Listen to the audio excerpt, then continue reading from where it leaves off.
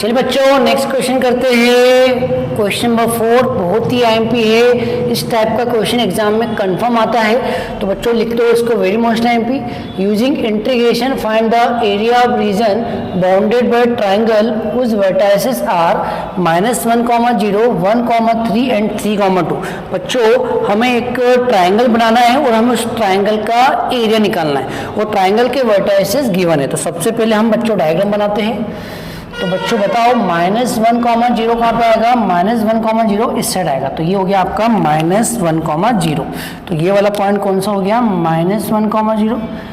1, 3 कहाँ पे आएगा बच्चों? 1, 3 कुछ इस जगह पे आएगा, 1, 2, 3। तो 1, 3 बच्चों यहाँ पर मान लेते हैं। तो ये वाला पॉइंट आ गया 1, 3 और 3, 2। तो बच्चों ये 1, ये 2, ये 3। तो 3, 2, ये 1, ये 2, ये 3। तो बच्चों 3, 2 बच्चों यहाँ पर आएगा। तो मैंने अंदाजन से पॉइंट बना दिए। तो बच्चों एक पॉइंट -1, 0 यहाँ पे आएगा, 1, 3 ऊपर आएगा और 3, 2 नीचे आएगा। अब तीनों को मिला दो तो बच्चों एक ट्राइंगल बनेगा। तीनों को मिलाएंगे तो ट्राइंगल बनेगा और हमें इस ट्राइंगल का एरिया निकालना है। जी हाँ बच्चों, हमें ये वाला एरिया निकालना है। हमें इस ट्राइंगल का एरिया निकालना है, वो भी इंटीग्रेशन की मदद से। जी हाँ बच्चों, क्वेश्चन में लिखा हुआ है using integration find the area of triangle. तो हमें इस ट्राइंगल का एरिया निकालना है इंटीग्रेशन की मदद से। बच्चों याद करो, जब भी हम इंटीग्रेशन के लिए इंटीग्रेशन की हेल्प से एरिया निकालते हैं तो हमें इक्वेशन चाहिए। तो क्या यहाँ पर इक्वेशन गिवन है? नहीं। तो सबसे पहले हम इक्वेशन निकालेंगे, क्योंकि इक्वेशन होगी तो ही तो हम फॉर्मूला में पुट करेंगे। तो बच्चों हमारे पास कोई इक्वेशन ही नहीं, तो सबसे पहले तो हम इक्वेशन निकालेंगे। इन तीनों लाइन की इक्वेशन निकालेंगे। तो एक को नाम दे दो A, एक को नाम दे दो B, एक को नाम दे दो C। तो बच्चों हम इन तीनों लाइन की इक्वेशन निकालेंगे। इक्वेशन निकालने के लिए हम 11th क्लास का फॉर्मूला यूज करेंगे। जी बच्चों, हम 11th क्लास का फॉर्मूला यूज करेंगे। फॉर्मूले का नाम है 2 पॉइंट फॉर्म। फॉर्मूले का नाम है 2 पॉइंट फॉर्म और फॉर्मूला होता है y - y1 equal to y2 - y1 upon x2 - x1 x - x1। तो बच्चों हम इस फॉर्मूले से तीनों लाइन की इक्वेशन निकालेंगे। इक्वेशन आएगी, फिर मैं आपको बताता हूँ क्या करना है। तो सबसे पहले तो हम ए बी लाइन की इक्वेशन निकालते हैं। जी हाँ बच्चों, equation of side A B. तो बच्चों ए कितना है? ए है -1, 0 और बी कितना है? 1, 3। तो आप किसी को भी एक को x1 y1 मान लो और दूसरे को x2 y2 मान लो और ये दोनों वैल्यू यहाँ पुट कर दो तो हमें ए बी की इक्वेशन मिल जाएगी। तो बच्चों फॉर्मूला क्या है? y - y1। तो y1 क्या है? 0। फिर y2 - y1 मतलब 3 - 0 अपॉन में x2 - x1 मतलब 1 - -1। तो 1 - -1 और ब्रैकेट में आएगा x -x1। x1 क्या है? -1। तो -+1। तो इसको सिंप्लीफाई करेंगे तो यहाँ तो y आएगा और यहाँ पर आएगा प्लस हो जाएगा। तो y इक्वल टू 3/2 और ब्रैकेट में x + 1। तो बच्चों आपने ये इक्वेशन निकाल दी। तो ये इक्वेशन किसकी निकाली? इसके मालिक का नाम लिख दो। तो ये इक्वेशन यहाँ की निकाली तो यहाँ लिख दो y इक्वल टू 3/2 x + 1। इसी तरीके से अब हम BC की इक्वेशन निकालेंगे। जी हाँ बच्चों, सेम इसी तरीके से अब हम BC फिर AC की इक्वेशन निकालेंगे। तो B कितना है?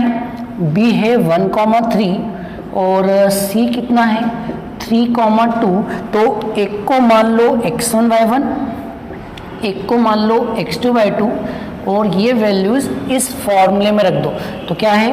y - y1 मतलब y - 3, y2 - y1 मतलब 2 - 3 अपॉन में x2 - x1 मतलब 3 - 1 और इधर आएगा x - x1। तो x और x1 कितना है? 1।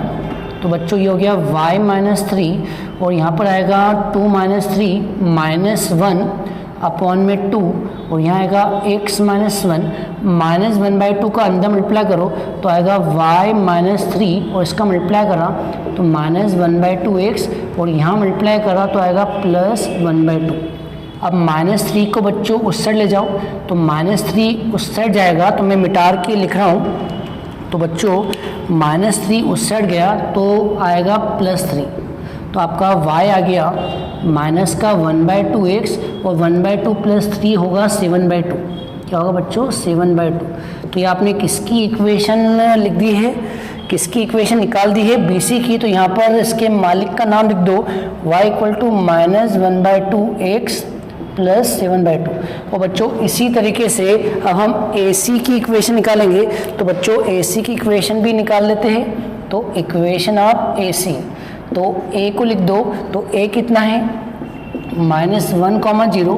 अब C को लिख दो तो C कितना है 3, 2। अब एक को मान लो x1 y1 और एक को मान लो x2 y2। अब ये वैल्यूज़ यहाँ पुट कर दो तो बच्चों क्या आएगा y माइनस y1 कितना है 0। फिर क्या आएगा y2 माइनस y1 मतलब 2 माइनस 0 अपॉन में x2 माइनस x1 तो 3 और माइनस माइनस प्लस हो जाएगा तो +1 और x माइनस x1 तो माइनस माइनस +1। तो बच्चों इधर तो y चल रहा है, ये 2/4 हो जाएगा, 2/4 कट जाएगा तो 1/2 आएगा और ब्रैकेट में क्या चल रहा है x + 1। तो बच्चों ये आपने किसकी इक्वेशन निकाल दी है, इसके मालिक का नाम लिख दो। तो ये किसकी इक्वेशन आ गई y = 1/2 x + 1। होप आपको इतना समझ में आ गया हो बच्चों। बहुत ही IMP क्वेश्चन है। अब मैं इसको रब कर देता हूँ क्योंकि मेरा काम हो गया इनसे।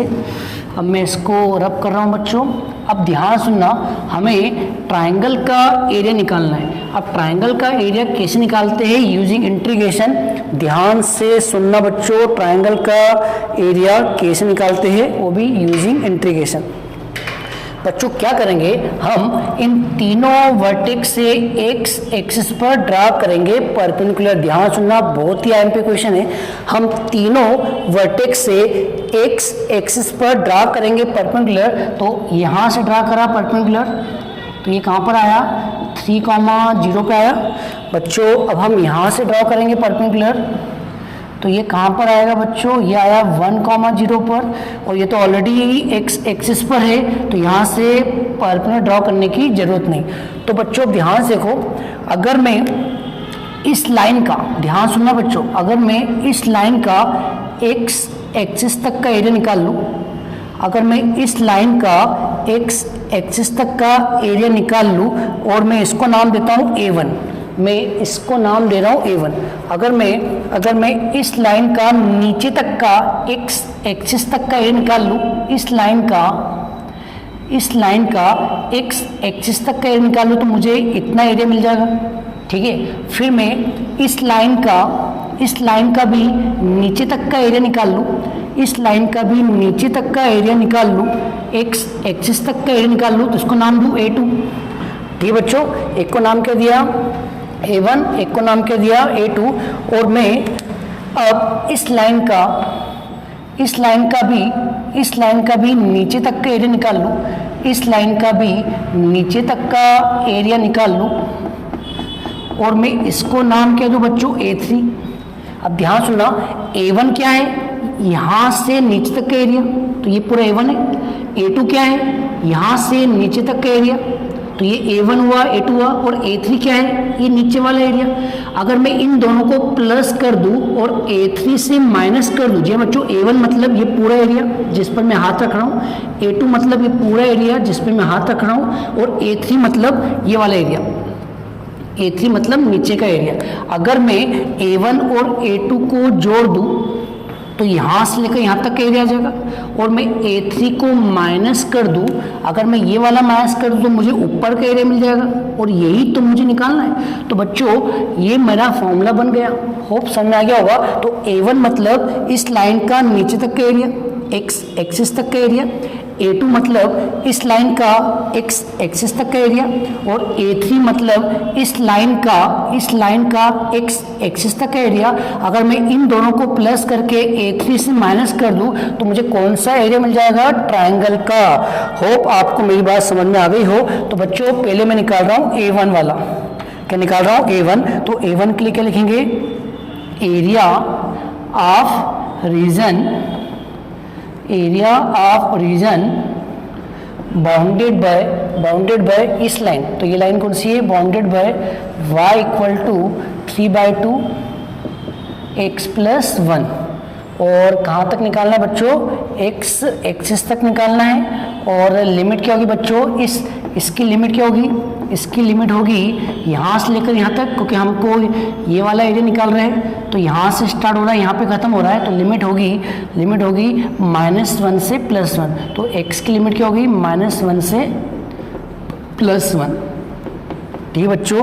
तो फॉर्मूला कौन सा लगेगा? पहला वाला लगेगा, क्योंकि x एक्सिस से एरिया निकालना है। तो पहला वाला फॉर्मूला होता है a to b y dx। तो a क्या है बच्चों? a लिमिट है, तो a लिमिट है -1 से 1, तो आएगा -1 से 1। और y की वैल्यू कितनी बच्चों? y की वैल्यू है 3/2 x प्लस 1 dx। बस इंटीग्रेशन कर दो बच्चों, तो 3/2 बाहर आ जाएगा। और x का इंटीग्रेशन होता है x²/2 और +1 का होता है x। और लिमिट क्या चल रही है? -1 से +1। तो लिमिट पुट करेंगे तो x की जगह 1 पुट किया 1/2 आएगा, और यहाँ 1 पुट किया 1 आएगा। फॉर्मूले का माइनस ब्रैकेट लगा दो। अब x की जगह -1 पुट करेंगे तो -1 का स्क्वायर 1/2, और यहाँ -1 पुट किया तो -1 आएगा। ठीक बच्चों, 1/2 से 1/2 कट रहा है, 1/2 कट रहा है। तो यहाँ 1 बचा, 1 + 1, ये माइनस प्लस हो जाएगा। 1 + 1 क्या आएगा? 2 से 2 कैंसिल 3। तो बच्चों A1 का आंसर आ गया 3 स्क्वायर यूनिट। होप आपको समझ में आ गया होगा। तो बच्चों अब हम A2 निकालते हैं। बच्चों अब हम क्या निकालते हैं? A2। तो अभी हमने क्या निकाला? A1। अब हम A2 निकालते हैं। तो बच्चों जो A2 है वो इस लाइन का x एक्सिस तक का एरिया है। तो लिख देते हैं area of region bounded by this line. तो लाइन कौन सी है? y equal to -1/2 x plus 7/2 comma x axis. और यहाँ पर हम लिमिट क्या लेंगे बच्चों? इस लाइन का है तो यहाँ से लेकर यहाँ तक। तो बच्चों लिमिट होगी 1 से 3। ये 1, 0 है, तो लिमिट क्या होगी? 1 से 3। तो यहाँ आएगा x = 1 एंड x = 3। और इसमें भी फॉर्मूला पहले ही लगेगा, क्योंकि हमें x एक्सिस से एरिया निकालना है। तो फॉर्मूला क्या होता है? a to b y dx। तो a to b, तो लिमिट क्या होगी बच्चों? 1 से 3। और हम y कौन से यूज़ करेंगे? ये वाला y यूज़ करेंगे, इस लाइन वाला। तो बच्चों y कितना है? -1/2x plus 7/2। अब इंटीग्रेशन कर दो बच्चों। तो इंटीग्रेशन करेंगे तो आएगा -1/2 बाहर, x का होगा x²/2 और 7/2 का होगा 7/2x। और लिमिट क्या है? 1 से 3।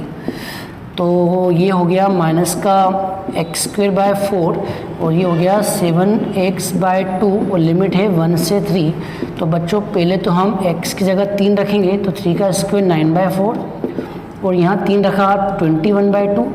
फार्मूले का माइनस ब्रैकेट लगा दो। अब हम 1 पुट करेंगे तो 1 का स्क्वायर 1 ही होगा, बाहर माइनस है तो -1/4 और यहाँ 1 रखा 7/2।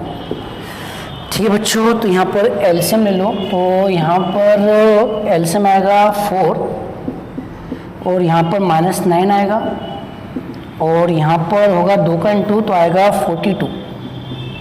और बच्चों यहाँ पर एलसीएम आएगा 4 तो यहाँ पर -1 ही रहेगा और यहाँ पर 2 का इंटू होगा तो 14। तो 42 में से 9 गए 31, ठीक है, 12 में से 9 गए, ठीक है, 31। सही बच्चों? नहीं, गलत लिखा। 42 में से 9 गए 29 आएगा। 42 में से 9 गए 33 आएगा, सॉरी। अब सही है बच्चों, 42 में से 9 गए 33/4 और 14 - 1 कितना हुआ? 14 - 1 13/4। और 33 में से 13 गए तो बच्चों 20 आएगा, 20/4, और 20/4 कितना होता है 5। ठीक है बच्चों, तो ये आ गया आपका A2 का आंसर, तो 5 स्क्वायर यूनिट। अब बच्चों अब हम A3 निकालेंगे, तो ये इक्वेशन क्या थी, ये इक्वेशन शायद थी, मुझे जहाँ तक याद है ये वाली इक्वेशन थी y = 1/2x + 1। ठीक है बच्चों, यही थी, चेक कर लो। तो ये वाली जो इक्वेशन थी वो थी y = 1/2x + 1। अब हमें इस लाइन के नीचे तक का एरिया निकालना है बच्चों। अब हमें इस लाइन के नीचे तक का एरिया निकालना है, इस राइट ट्रायंगल का एरिया निकालना है, इसको हम बोल रहे हैं A3। तो बच्चों A1 का आंसर कितना आ गया हमारा, A1 का आंसर 3 आ गया है, A2 का आंसर 5 आ गया है। अब हम A3 का आंसर निकालने जा रहे हैं। होप आपको समझ में आ रहा हो। तो बच्चों ये रब कर देता हूँ। अब हम किसका आंसर निकाल रहे हैं बच्चों, अब हम A3 का आंसर निकाल रहे हैं। तो A3 का आंसर इस लाइन से बन रहा है, और इस लाइन का नाम क्या है, y = 1/2x + 1। तो यहाँ पर लाइन चेंज होएगी 1/2x + 1। और बच्चों इसकी लिमिट क्या होगी, इसकी लिमिट होगी यहाँ से लेकर यहाँ तक, क्योंकि लाइन इतनी बड़ी है तो इसकी लिमिट यहाँ से लेकर यहाँ तक होगी, मतलब -1 से 3। तो यहाँ पर लिमिट आएगी, लिमिट होगी -1 से 3। और इसमें भी फॉर्मूला पहले ही लगेगा, क्योंकि ये लाइन का भी हम एक्सिस से ही एरिया निकाल रहे हैं। तो आएगा A2b y dx। तो बच्चों वैल्यू पुट कर दो, तो A2b की जगह आएगा -1 से 3, और y की वैल्यू क्या है, y की वैल्यू है 1/2x + 1 dx। कर दो इंटीग्रेशन बच्चों, तो 1/2 बाहर आ जाएगा, x का होता है x²/2, 1 का होता है x, और लिमिट क्या है -1 से 3। तो बच्चों पहले हम 3 रखेंगे तो 9/2 आएगा, फिर 3 रखेंगे 3 आएगा, बीच में फॉर्मूले का माइनस ब्रैकेट आएगा। अब -1 रखेंगे तो 1/2 आएगा, और यहाँ -1 रखेंगे तो -1 आएगा। ठीक है बच्चों, तो ये हो गया 15/2, और ये हो गया बच्चों 1/2 -1 होता है -1/2, और माइनस माइनस प्लस 1/2। तो बच्चों 15 और 1 16, 16/2 होता है 8, और 2 से 8 कैंसिल 4। तो बच्चों A3 आ गया 4 स्क्वायर यूनिट। तो बच्चों A3 का आंसर क्या आ गया, 4 स्क्वायर यूनिट। अब बच्चों हमें रिक्वायर्ड एरिया कौन सा, हमें तो ट्रायंगल का निकालना है। तो हम A1 और A2 को प्लस करके A3 से माइनस कर देंगे। तो बच्चों अब हम लिखेंगे रिक्वायर्ड एरिया। जी हाँ बच्चों, अब हम लिखेंगे रिक्वायर्ड एरिया। तो रिक्वायर्ड एरिया क्या होगा, A1 + A2 - A3। A1 की वैल्यू क्या है 3, A2 की वैल्यू क्या है 5, A3 की 4। तो 3 और 5 8, 8 - 4 4। This is final answer. Hope आपको ये इंपॉर्टेंट क्वेश्चन समझ में आया हो बच्चों। ये बहुत ही एमपी क्वेश्चन है। अगर आप प्रीवियस ईयर के पेपर देखोगे तो इस टाइप के बहुत सारे क्वेश्चन आपको मिलेंगे। तो आप क्या करना, प्रीवियस ईयर के पेपर में बस ये नंबर वर्टाइसेस चेंज रहते हैं, तो आप प्रीवियस ईयर का पेपर उठाना, कोई भी वर्टाइसेस जो भी दिए है और खुद से ट्राई करना। बहुत ही एमपी क्वेश्चन है, कंफर्म एग्जाम में छपने वाला है। होप आपको ये समझ में आ गया हो। तो चलिए बच्चों अब हम करते हैं नेक्स्ट क्वेश्चन। चलिए बच्चों करते हैं नेक्स्ट क्वेश्चन। क्वेश्चन नंबर 5 ये रहा आपके सामने, पढ़ लीजिए बच्चों। Using integration find the area of the triangular region whose sides have the equation y = 2x + 1, y = 3x + 1 and x = 4। बच्चों हमेशा हमारी एक ही स्ट्रेटजी रही है कि इक्वेशन में जो इक्वेशन है हमें उनके ग्राफ ड्रॉ करना है। बच्चों ये एक लाइन की इक्वेशन है तो हम पहले इसका ग्राफ बनाएंगे, ये भी एक लाइन की इक्वेशन है हम इसका ग्राफ बनाएंगे, और ये भी एक लाइन की इक्वेशन है हम इसका भी ग्राफ बनाएंगे। बच्चों इसका ग्राफ बनाना बहुत इजी है। x = 4 मतलब वो लाइन जो x को 4 पर काटे। तो बच्चों इसका ग्राफ तो बहुत इजी है।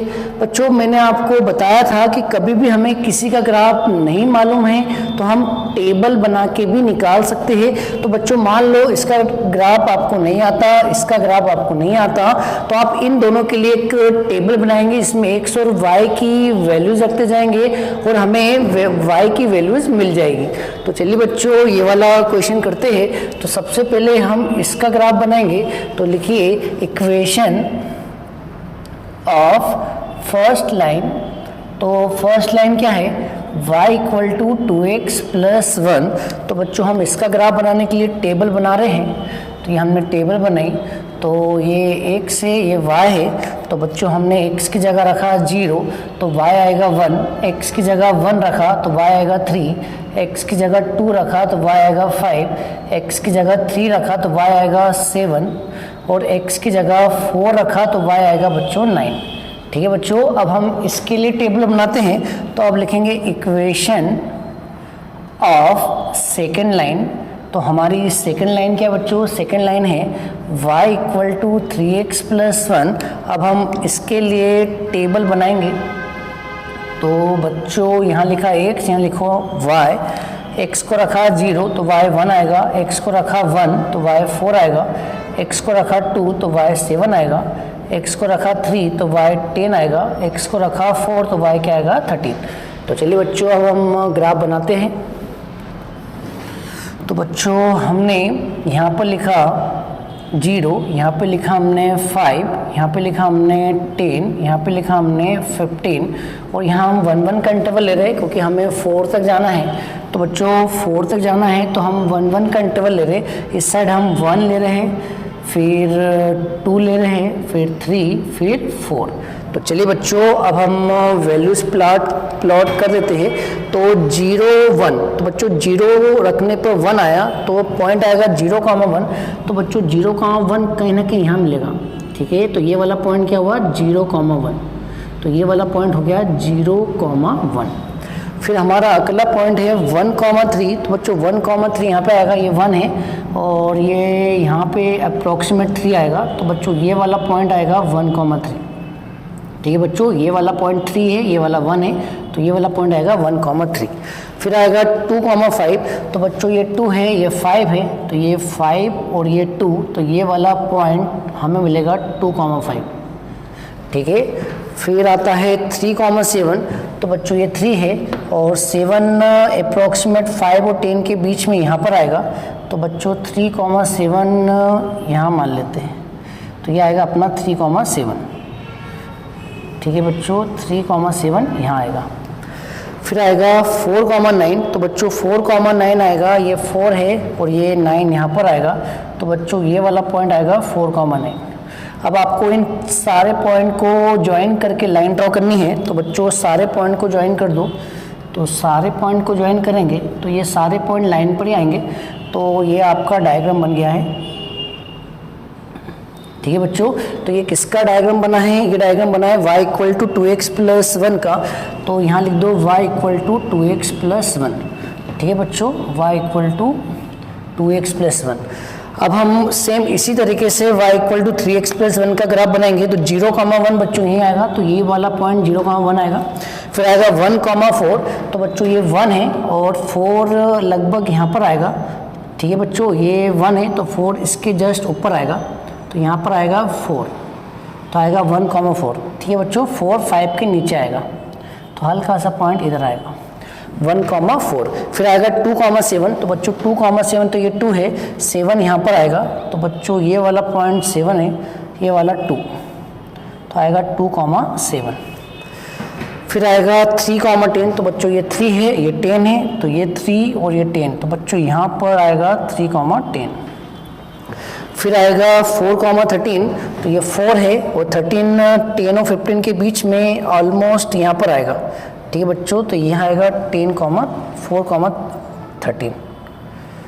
ठीक है बच्चों, अब सबको आपस में ज्वाइन कर दो। तो सबको आपस में ज्वाइन कर दोगे तो इसकी भी लाइन बन जाएगी। तो बच्चों इसकी लाइन बना दीजिए।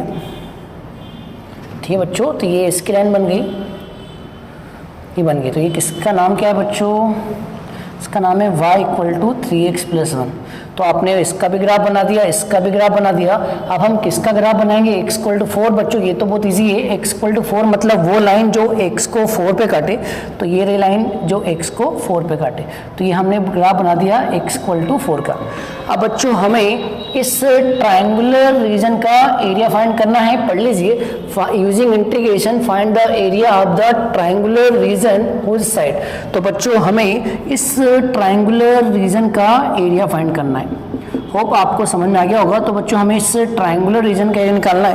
अब आप इसको ध्यान से देखें, ये जो एरिया आपको फाइंड करना है ये इन दो कर्व के बीच का निकालना है। जी हाँ बच्चों, ये जो एरिया निकालना है इन दो लाइन के बीच का निकालना है। तो जब भी हमें दो कर्व के बीच का एरिया निकालना होता है तो हम फॉर्मूला नंबर 3 लगाते हैं। तो जी हाँ बच्चों, हम इसमें लगाएंगे फॉर्मूला नंबर 3। तो लिख दीजिए रिक्वायर्ड एरिया और फॉर्मूला नंबर 3 क्या होता है, a to B y2 minus y1 dx। बच्चों अब हमें a और b की वैल्यू चाहिए, y2 और y1 की वैल्यू चाहिए।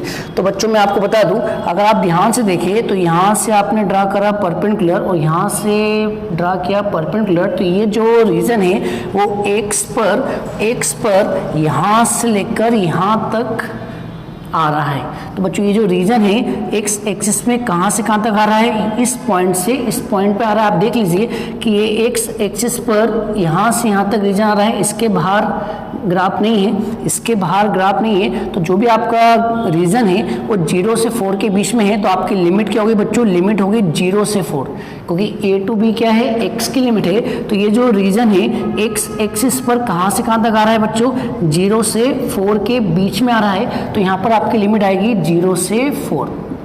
बच्चों y2 मतलब होता है ऊपर वाले से y की वैल्यू। जी हाँ बच्चों, y2 मतलब होता है ऊपर वाले कर्व से y की वैल्यू। तो बच्चों ये जो y की वैल्यू है ये हमारे लिए y2 का काम करेगा। और y1 मतलब होता है नीचे वाले कर्व से y की वैल्यू। तो बच्चों ये जो y की वैल्यू है हमारे लिए y1 का काम करेगा। तो बच्चों हम इस y2 की जगह ये वाली y की वैल्यू रखेंगे। तो y2 की जगह आएगा बच्चों 3x + 1 माइनस, और y1 मतलब होता है नीचे वाले से y की वैल्यू। तो ये y की वैल्यू जो हम रखेंगे ये y1 में रखेंगे। तो y1 आएगा 2x + 1 और dx 1 कैंसिल। अब आपको सिंपल सा इंटीग्रेशन करना है बच्चों। तो 3x माइनस 2x x और x का इंटीग्रेशन करेंगे तो x² 2 और लिमिट क्या है 0 से 4। अब हम x की जगह 4 रखेंगे तो 4 का स्क्वायर होगा 16/2। अब हम x की जगह 0 रखेंगे तो 0 का स्क्वायर 0 होगा और 0/2 0। तो आपका फाइनल आंसर आया 8। और लास्ट में क्या लिखते हैं बच्चों, स्क्वायर यूनिट। होप आपको ये क्वेश्चन समझ में आ गया होगा। तो चलिए बच्चों करते हैं अब हम नेक्स्ट क्वेश्चन। चलिए बच्चों नेक्स्ट क्वेश्चन करते हैं। बच्चों ये ऑब्जेक्टिव टाइप क्वेश्चन है। तो चलिए बच्चों ये वाला क्वेश्चन भी करते हैं। तो सबसे पहले एक सर्कल ड्रॉ करना है और एक लाइन ड्रॉ करना है। तो बच्चों बताओ सर्कल की इक्वेशन क्या है, इक्वेशन ऑफ सर्कल। तो बच्चों सर्कल की इक्वेशन है x² + y² = 4 को लिखेंगे 2 का स्क्वायर।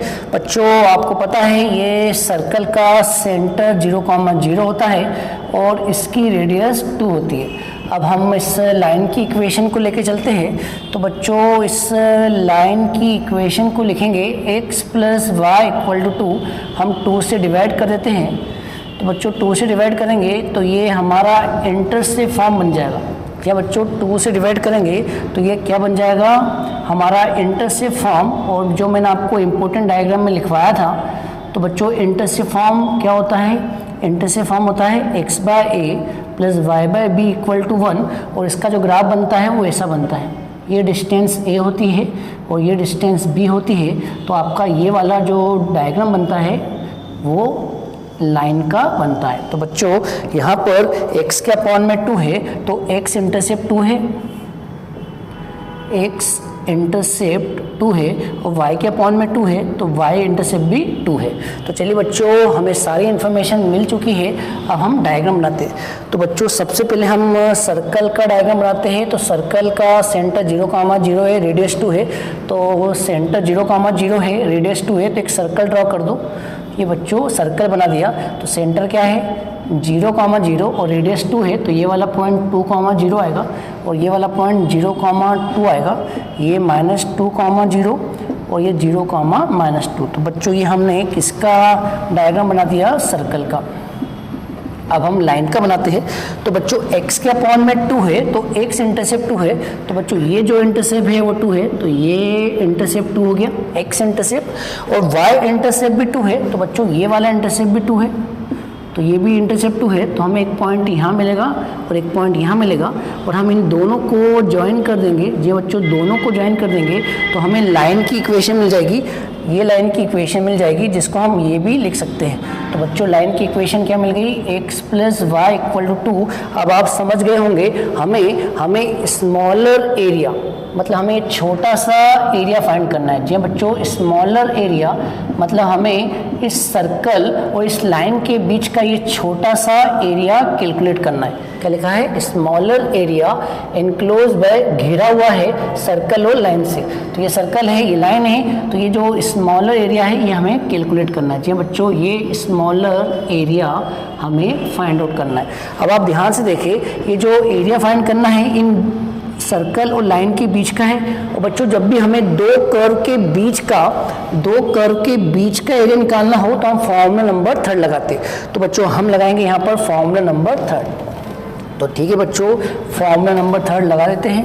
तो लिखिए रिक्वायर्ड एरिया, तो फॉर्मूला लगाएंगे required area equal to third वाला फॉर्मूला होता है a to b y2 - y1 dx। बच्चों यहाँ पर x की लिमिट आएगी, तो आप ध्यान से देखिए, ये डायग्राम यहाँ से स्टार्ट हो रहा है, यहाँ ख़त्म हो रहा है, तो यहाँ से ड्रॉ करा परपेंडिकुलर, और यहाँ तो ऑलरेडी यही है। तो ये डायग्राम x एक्सिस में 0 से लेकर 2 तक है। जी बच्चों, ये जो रीजन है x एक्सिस में देखें, इस रीजन को x एक्सिस में देखें तो 0 से लेकर 2 तक है, क्योंकि 2 के बाहर आपको रीजन नहीं दिख रहा होगा, 0 के पहले आपको रीजन नहीं दिख रहा होगा। तो जो भी रीजन है वो 0 से 2 के बीच में। जी बच्चों, ये जो रीजन है 0 से 2 के बीच में है, 0 से 2 के बीच में है, तो आपकी लिमिट क्या हो गई, लिमिट हो गई 0 से 2। बच्चों y2 मतलब होता है ऊपर वाले से y की वैल्यू। जी बच्चों, ऊपर कौन है, सर्कल, तो यहाँ से हम y की वैल्यू निकालेंगे। तो बच्चों यहाँ से y की वैल्यू आएगी √4 - x²। और बच्चों ये जो y की वैल्यू है इसी को हम y2 बोलते हैं, इसी को हम y2 के प्लेस पे रखेंगे। और y1 मतलब होता है नीचे वाले से। जी बच्चों, नीचे वाले से y की वैल्यू, तो नीचे कौन है बच्चों, नीचे तो लाइन है, ऊपर सर्कल है, तो लाइन की इक्वेशन क्या है, x + y = 2। तो यहाँ से हम y की वैल्यू निकालेंगे, तो y कितना आएगा, 2 - x। और ये y की वैल्यू बच्चों किसका रोल करेगी, y1 का। जी बच्चों, ये y की वैल्यू को हम y1 में रखेंगे। तो बताओ बच्चों, y2 के प्लेस पे रखेंगे ये वाली y की वैल्यू, तो √4 को क्या लिखेंगे, 2² - x²। और y1 की जगह ये वाली y की वैल्यू क्या आएगा, 2 - x। ठीक है बच्चों, अब आप दोनों का इंटीग्रेशन सेपरेट कर लो, दोनों का इंटीग्रेशन अलग अलग कर लो। तो यहाँ आएगा 0 से 2 √2² - x² dx, और इसका इंटीग्रेशन होगा 0 से 2 x dx। अब आप इंटीग्रेशन कर दो बच्चों, इसका इंटीग्रेशन डायरेक्ट फॉर्मूला है x/2 √2² - x² plus a²/2 sine inverse x/a। और लिमिट क्या है, 0 से 2। अब यहाँ इंटीग्रेशन करो तो 2 का होता है 2x, x का होता है x²/2, और लिमिट क्या है, 0 से 2। अब हम लिमिट पुट करेंगे तो बच्चों x की जगह हम 2 पुट करेंगे, x की जगह हम 2 पुट करेंगे। अगर हमने यहाँ 2 पुट किया तो इधर आएगा 2 का स्क्वायर, इधर भी 2 का स्क्वायर चल रहा है, आपस में कट जाएगा तो 0 आएगा। बच्चों ये आएगा 2 का स्क्वायर 4 होता है, 4/2 2 होता है, और हमने यहाँ 2 पुट किया तो 2/2 1 हो जाएगा, तो आएगा साइन इनवर्स 1। और बच्चों जब हम 0 पुट करेंगे, जी हाँ बच्चों, जब हम 0 पुट करेंगे तो यहाँ 0 रखा तो पूरा मल्टीप्लिकेशन 0 हो जाएगा। और बच्चों जब यहाँ 0 पुट करेंगे तो साइन इनवर्स 0 भी 0 होता है, तो ये वाला मल्टीप्लिकेशन भी 0 आ जाएगा। ठीक है, और बच्चों इस साइड x की जगह 2 रखेंगे, तो 2 रखा तो 2 × 2 कितना हो गया, 4, और यहाँ 2 रखा तो 2 का स्क्वायर 4/2। ठीक है बच्चों, अब इसको सिंप्लीफाई कर लेते हैं, तो इस साइड कर लेते हैं बच्चों। तो यहाँ 2 चल रहा है, और साइन इनवर्स 1 कितना होता है, π/2, साइन इनवर्स 1 π/2। और यहाँ 4 को 2 से काटा 2 आएगा, और 4 - 2 कितना होगा, 2, और बाहर माइनस चल रहा है तो माइनस का 2। तो आपका फाइनल आंसर आ गया π - 2 स्क्वायर यूनिट। तो बताइए बच्चों चारों ऑप्शन में से कौन सा ऑप्शन सही है? π-2। जी हाँ बच्चों, option B is correct. Hope आपको ये क्वेश्चन समझ में आ गया होगा। तो चलिए बच्चों अब हम करते हैं इस एक्सरसाइज का लास्ट क्वेश्चन। चलिए बच्चों करते हैं लास्ट क्वेश्चन, क्वेश्चन नंबर 7। पढ़ लीजिए, ये भी ऑब्जेक्टिव टाइप क्वेश्चन है। एरिया निकालना है इस कर्व और इस लाइन के बीच का। तो बच्चों ये पैराबोला की इक्वेशन है, ये राइट हैंडेड पैराबोला की इक्वेशन है, और बच्चों ये स्ट्रेट लाइन की इक्वेशन है जो ओरिजिन से पास हो रही है। आपको याद होगा मैंने इंपॉर्टेंट डायग्राम में एक डायग्राम y = mx का बनवाया था, और मैंने कहा था ये वो लाइन होती है जो ओरिजिन से पास होती है। जी बच्चों इसका डायग्राम ऐसा बनता है। तो y = mx का डायग्राम बच्चों ऐसा बनता है। तो बच्चों इसका जो डायग्राम है वो ऐसा बनेगा, और इसका तो आपको पता ही है, बहुत बार यूज आ चुका है। इसका डायग्राम बनेगा राइट हैंडेड पैराबोला। तो जल्दी से बच्चों दोनों के डायग्राम बना लीजिए। तो एक डायग्राम बनेगा राइट हैंडेड पैराबोला। जी बच्चों एक डायग्राम बनेगा राइट हैंडेड पैराबोला, इसके ऊपर इसके मालिक का नाम लिख दो। और y = 2x का बच्चों ऐसा बनेगा। या बच्चों y = 2x का डायग्राम ऐसा बनेगा। ये बन गया y = 2x का। तो बच्चों हमें इन दोनों के बीच का एरिया निकालना है। जी बच्चों हमें ये वाला रीजन का एरिया निकालना है। होप समझ में आ गया होगा बच्चों। अब हमें लिमिट चाहिए, ये वाली तो हमें पता है कि ये 0,0 होगी। अब हमें ये वाला इंटरसेक्शन निकालना है। जी बच्चों हमें ये वाला इंटरसेक्शन निकालना है। तो मैंने आपको बताया था कभी भी हमें इंटरसेक्शन निकालना हो तो इनको आपस में सिंप्लीफाई करना होगा। जी हाँ बच्चों, ये वाली y की वैल्यू उठा के यहाँ रख दो, उससे जो आंसर आएगा उसको वापस यहाँ रख दो, तो हमें x और y की वैल्यू मिल जाएगी। तो चलिए बच्चों दोनों को सिंप्लीफाई कर लेते हैं। तो एक इक्वेशन है y² = 4x और सेकेंड इक्वेशन है y = 2x। तो बच्चों ये वाली वैल्यू को उठा के ऊपर रख दो। तो बताइए क्या आएगा? y का स्क्वायर मतलब 2x का स्क्वायर, y की वैल्यू रखना है बच्चों तो यहाँ रख दो। तो आएगा 2x का स्क्वायर = 4x। तो सॉल्व करेंगे तो 4x² = 4x, 4 कैंसिल, एक x कैंसिल, तो x की वैल्यू 1 आ गई। अभी x की वैल्यू इक्वेशन नंबर 2 में रख दो, x की वैल्यू यहाँ रख दो, तो y का आंसर 2 आएगा। तो बच्चों पॉइंट ऑफ इंटरसेक्शन आ गया 1,2। तो बच्चों ये वाला पॉइंट आ गया 1,2। पॉइंट ऑफ इंटरसेक्शन इसलिए निकालते हैं ताकि आपको x की लिमिट मिल जाए। तो बच्चों अब हम लिमिट निकालेंगे। तो यहाँ से ड्रा करा परपेंडिकुलर, तो ये परपेंडिकुलर आएगा 1,0 पर। तो बच्चों 0 और 1 के बीच में ये वाला एरिया है। ध्यान से देखो 0 और 1 के बीच में हमें ये वाला एरिया निकालना है। इसका मतलब हमारी x की लिमिट क्या हो गई बच्चों? x की लिमिट हो गई 0 से लेकर 1। जी बच्चों x की लिमिट 0 से 1 हो गई। और फॉर्मूला कौन सा लगाएंगे? फॉर्मूला नंबर 3 लगाएंगे, क्योंकि हमें एरिया इन दो कर्व के बीच का निकालना है। तो चलिए बच्चों अब हम लगाते हैं फॉर्मूला नंबर 3।